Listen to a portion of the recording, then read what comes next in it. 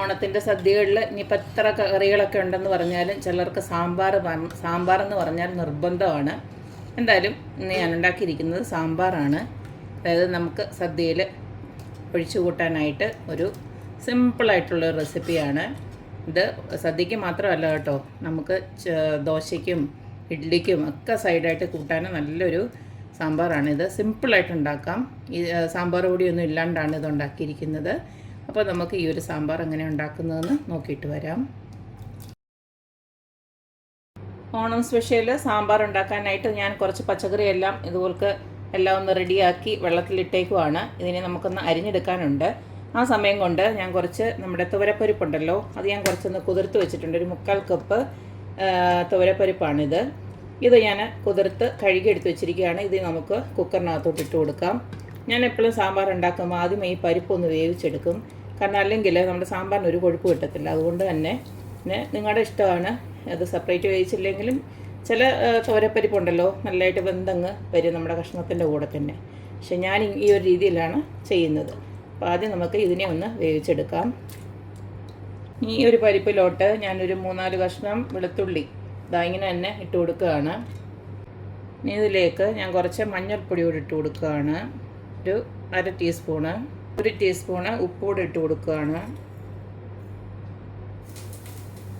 അടുത്തതിലേക്ക് കുറച്ച് ഞാൻ നമ്മുടെ സൺഫ്ലവർ ഓയിലുണ്ടല്ലോ അത് കുറച്ചൊന്ന് ഒഴിച്ചു കൊടുക്കുകയാണ്. പ്രഷർ വരുന്നുണ്ടേ വെളിയിലോട്ട് തുളുമ്പി പോകാതിരിക്കാനാണ് ഈ എണ്ണയൊന്ന് ഒഴിച്ചു കൊടുത്തിരിക്കുന്നത്. ഇതിനെയും കുറച്ച് വെള്ളം ഒഴിച്ച് നമുക്കൊന്ന് വേവിച്ചെടുക്കാം. കുറച്ചേറെ വെള്ളം തന്നെ ഒഴിച്ചു കൊടുത്തിട്ടുണ്ട്. എന്തായാലും നമ്മൾ സാമ്പാറല്ലേ ഉണ്ടാക്കുന്നത്, അപ്പോൾ കുറച്ച് വെള്ളം വേണം. അപ്പോൾ ഇത് ഇത്രയും വെള്ളം ഒഴിച്ച് ഇനിയിപ്പോൾ ഒരു 2 വിസിൽ ഞാനൊന്ന് അടിച്ചെടുക്കുവാണ്. ഇപ്പോൾ 2 പ്രഷർ കൊടുത്ത് എൻ്റെ പ്രഷറെല്ലാം പോയി ഇതുപോലെ ഞാൻ വേവിച്ചെടുത്തിട്ടുണ്ട്. ഇനി ഞാൻ കുറേ കഷ്ണങ്ങളൊക്കെ അരിഞ്ഞ് വെച്ചിട്ടുണ്ട്. അതായത് നിങ്ങൾക്ക് ഇഷ്ടമുള്ള കഷ്ണങ്ങൾ എന്ത് വേണമെങ്കിലും ഈ സാമ്പാറിനകത്ത് ഇടാം. ഞാനിപ്പോൾ ഒരു മുരിങ്ങയ്ക്ക എടുത്തിട്ടുണ്ട്, ഒരു 2 ക്യാരറ്റ്, അതുപോലെ തന്നെ കുറച്ച് അമരയ്ക്ക എടുത്തിട്ടുണ്ട്. പിന്നെ ഇതിലേക്ക് ഞാൻ ഒരു ചെറിയൊരു കഷ്ണം ചേന എടുത്തിട്ടുണ്ട്. പിന്നെ കൊച്ചുള്ളിയും കൊച്ചുള്ളി ഒരു 10-15 കൊച്ചുള്ളിയും അതുപോലെ തന്നെ ഒരു 3-4 അല്ലി വെളുത്തുള്ളി. ഇതിനകത്ത് നമ്മൾ വെളുത്തുള്ളി ഇട്ടിട്ടുണ്ട്. എന്നാലും ഈ പറഞ്ഞ പോലെ പരിപ്പൊക്കെ ആയതുകൊണ്ട് തന്നെ ഗ്യാസൊന്നും കയറാതിരിക്കാനായിട്ട് ഒരു 3-4 അല്ലി വെളുത്തുള്ളി ഇട്ടിട്ടുണ്ട്. പിന്നെ ബ്രിഞ്ചോളാണ് എടുത്തിരിക്കുന്നത്, അത് 2 ബ്രിഞ്ചോൾ എടുത്തിട്ടുണ്ട്. പിന്നെ ഇത് നമ്മുടെ കുമ്പളങ്ങ അതും എടുത്തിട്ടുണ്ട്. നിങ്ങൾക്ക് ഇഷ്ടമുള്ള വെജിറ്റബിൾസ് ഞാൻ നേരത്തെ പറഞ്ഞ പോലെ തന്നെ എന്ത് വേണമെങ്കിലും ഇടാം. ഇതിനകത്ത് വേണമെങ്കിൽ ഉരുളക്കിഴങ്ങ് വേണമെങ്കിൽ അത് വേണമെങ്കിൽ ഇടാം. പിന്നെ ഇതിലേക്ക് ഞാനൊരു 3-4 വെണ്ടയ്ക്ക ഇതുപോലെ അരിഞ്ഞ് വെച്ചിട്ടുണ്ട്. ഇതിപ്പോൾ ഇതിൻ്റെ കൂട്ടത്തിൽ ഞാൻ ഇടുന്നില്ല, ബാക്കിയെല്ലാം ഇതിൻ്റെ കൂട്ടത്തിൽ ഇട്ട് കൊടുക്കുകയാണ്. അതുപോലെ തന്നെ ഞാൻ 2 ടൊമാറ്റോ അരിഞ്ഞ് വെച്ചിട്ടുണ്ട്. ഞാൻ ഇതിനകത്ത് പുളി ചേർക്കുന്നില്ല, അതുകൊണ്ട് തന്നെ വലിയ 2 ടൊമാറ്റോ ആണ് അരിഞ്ഞ് വെച്ചിരിക്കുന്നത്. ഇനി നമുക്ക് ഈ കഷ്ണങ്ങളെല്ലാം അങ്ങോട്ട് ഇട്ട് കൊടുക്കാം. ഈ കൂട്ടത്തിൽ തന്നെ ഞാൻ ടൊമാറ്റോട് ഇട്ട് കൊടുക്കുകയാണ്. കുറച്ചും കൂടെ നമുക്കൊന്ന് വെള്ളം ഒഴിച്ച് കൊടുക്കാം. അതിന് ശേഷം നമുക്ക് ഇതൊരു 4 വിസിൽ വരെ വേവിച്ചെടുക്കാം. ഒരു 4 വിസിൽ വരെ വേവിച്ചെടുത്തതിന് ശേഷം നമുക്ക് കടുക് വറുക്കാം. ഞാനത് സാമ്പാർ പൊടിയൊന്നും ഉപയോഗിക്കുന്നില്ല, സാധാരണ നമ്മുടെ മുളകും മല്ലിയൊക്കെ ഉപയോഗിച്ച് തന്നെയാണ് ഇതുണ്ടാക്കുന്നത്. എന്തായാലും ഇതൊന്ന് വേവിച്ചെടുക്കട്ടെ. അപ്പോൾ സാമ്പാറിൻ്റെ കടുക് വറുക്കാനായിട്ട് ഇതുപോലൊരു ചെറിയ പാന് ഞാൻ അടപ്പിലോട്ട് വെച്ച് കൊടുത്തിട്ടുണ്ട്. ഇതിലേക്ക് ഞാൻ സൺഫ്ലവർ ഓയിലാണ് ഒഴിച്ചു കൊടുക്കുന്നത്. നിങ്ങൾക്ക് വെളിച്ചെണ്ണ താല്പര്യമെങ്കിൽ അത് തന്നെ ഒഴിച്ചു കൊടുക്കാം. അത് തിളച്ച് വരുമ്പോൾ നമുക്ക് ആദ്യം തന്നെ കടുക് ഇട്ട് കൊടുക്കാം. അടുത്തതിലേക്ക് കുറച്ച് ഉലുവ ഇട്ട് കൊടുക്കുകയാണ്. ഇനി ഇതിലേക്ക് കൊച്ചുള്ളി, അതുപോലെ തന്നെ കറിവേപ്പില, അതുപോലെ തന്നെ ഉണക്കമുളക് ഇതെല്ലാം കൂടെ ഇട്ട് കൊടുക്കുകയാണ്.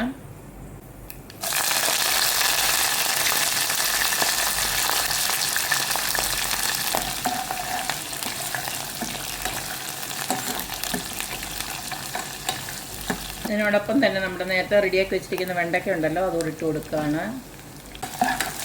നമ്മുടെ സാമ്പാറിൻ്റെ പ്രധാനപ്പെട്ട ഒരു ഐറ്റമാണ് കായം. അത് ഞാൻ നമ്മുടെ ഈ കട്ടിക്കായം ഉണ്ടല്ലോ ഇത്രയും അങ്ങോട്ട് ഇട്ട് കൊടുക്കുകയാണ്. ഈ ഒരു സാമ്പാറിന് ഈ ഒരു കായത്തിൻ്റെ മണം എന്തായാലും വേണം.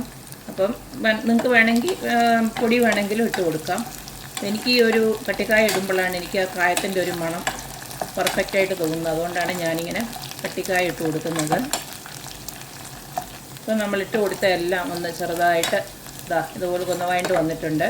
വെണ്ടയ്ക്കയ്ക്കും ഈ പറഞ്ഞ പോലെ അധികം വേവൊന്നുമില്ലല്ലോ, ഇത്രയൊന്ന് വെന്തേച്ചാൽ മതി.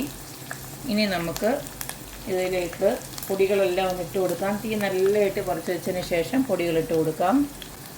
ആദ്യം തന്നെ ഞാൻ മല്ലിപ്പൊടിയാണ് ഇട്ട് കൊടുക്കുന്നത്. ഒരു 3 സ്പൂൺ ഇട്ട് കൊടുക്കുകയാണ്. അടുത്തതിലേക്ക് എരിവിന് ആവശ്യമായിട്ടുള്ള മുളക് പൊടി, ഞാൻ കാശ്മീരി ചില്ലിയാണ് യൂസ് ചെയ്യുന്നത്, അതും ഒരു 3 സ്പൂൺ ഇട്ട് കൊടുക്കുകയാണ്. നിങ്ങൾക്ക് എരിവ് കൂടുതൽ വേണമെന്നുണ്ടെങ്കിൽ നിങ്ങൾക്ക് അല്ലാതുള്ള നമ്മുടെ സാധാ മുളക് പൊടി ഉണ്ടല്ലോ, അതുകൂടെ വേണമെങ്കിൽ 1 സ്പൂണ് ചേർക്കാം. നമ്മൾ മഞ്ഞൾപ്പൊടി ഓൾറെഡി ഇട്ട് കൊടുത്തിട്ടുണ്ട്, അതുകൊണ്ട് ഞാൻ ഇനിയും വേറെ പൊടികളൊന്നും ഇട്ട് കൊടുക്കുന്നില്ല. കായത്തിന് കായം ഇട്ട് കൊടുത്തിട്ടുണ്ട്. ഉലുവ മുഴുവൻ ഉലുവ ഇട്ട് കൊടുത്തിട്ടുണ്ട്.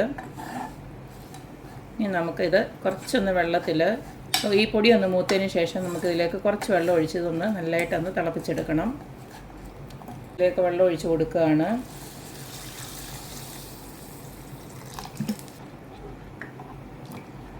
ഇതിനെ ഒന്ന് നല്ലതായിട്ടൊന്ന് തിളച്ച് വരുമ്പോൾ നമുക്ക് ഓഫ് ചെയ്യാം.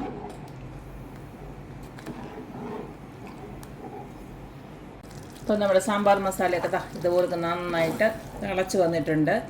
ഇതിനി നമുക്കൊന്ന് മാറ്റി വെച്ചതിന് ശേഷം നമ്മുടെ സാമ്പാർ ഇപ്പോൾ ഞാൻ പ്രഷറൊക്കെ പോയി ഓഫ് ചെയ്തിട്ടുണ്ട്, അതിലേക്ക് നമുക്ക് ഒന്ന് ഒഴിച്ചു കൊടുക്കാം. അപ്പോൾ സാമ്പാറിൻ്റെ കഷ്ണങ്ങളൊക്കെ നന്നായിട്ട് വെന്ത് വന്നിട്ടുണ്ട്, കണ്ടില്ലേ? അത് പ്രത്യേകിച്ച് അങ്ങനെ വലിയ വേവുള്ളൊന്നും ഇല്ലായിരുന്നു. ഇനി നമുക്ക് നേരത്തെ റെഡിയാക്കി വെച്ചിരിക്കുന്ന സാമ്പാർ മസാല അങ്ങോട്ട് ഒഴിച്ചു കൊടുക്കാം. ആവശ്യത്തിനുള്ള വെള്ളമുണ്ട്, അതുകൊണ്ട് തന്നെ ഇനി പ്രത്യേകിച്ച് വേറെ വെള്ളമൊന്നും ഒഴിച്ചു കൊടുക്കണ്ട.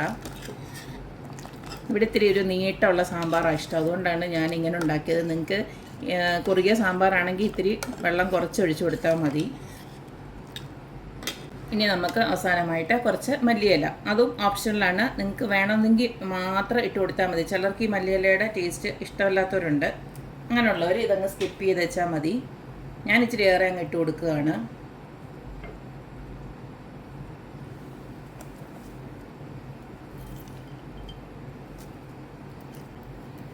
ഇത്തിരി ഒരു ഉപ്പിൻ്റെ കുറവുണ്ടായിരുന്നു, അതുകൂടെ ഞാൻ ഇട്ട് കൊടുത്തിട്ടുണ്ട്.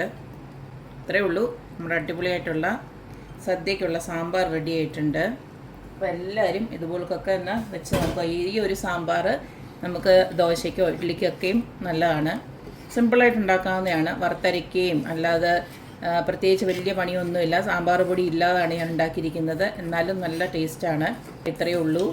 ഓണത്തിന് സാമ്പാർ നിർബന്ധം ഉള്ളവർക്ക് ഇതുപോലൊക്കെ ഉണ്ടാക്കിയെടുക്കാം. അപ്പോൾ എപ്പോഴും പറയുന്ന പോലെ തന്നെ എൻ്റെ റെസിപ്പീസ് ഇഷ്ടമുള്ള എല്ലാവരും please like, share and subscribe. അപ്പോൾ ഇനി ഒരു അടിപൊളി വീഡിയോ ആയിട്ട് വരുന്നവരേക്കും ബൈ.